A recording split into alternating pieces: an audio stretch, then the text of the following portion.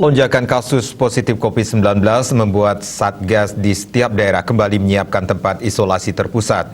Khusus untuk Klungkung, Satgas masih menggunakan hotel di Denpasar. Sekretaris Satgas COVID-19 Klungkung Putu Widiade mengatakan awalnya disiapkan 50 kamar untuk kapasitas 100 orang.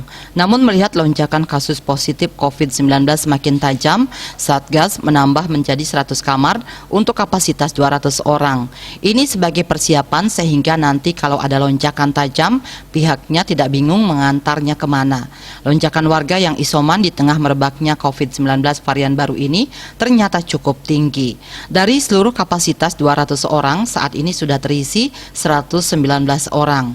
Sebanyak 7 orang diantaranya sudah diperbolehkan pulang setelah menjalani isolasi dan sembuh.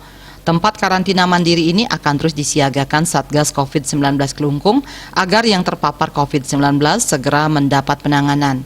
Jumlah pasien COVID-19 juga terus bertambah mencapai 64 orang dari kapasitas sekitar 83 orang di RSUD Klungkung.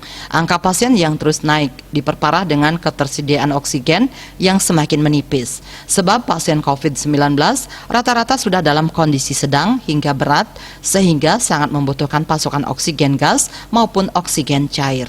Bagiarto Bali Pos melaporkan.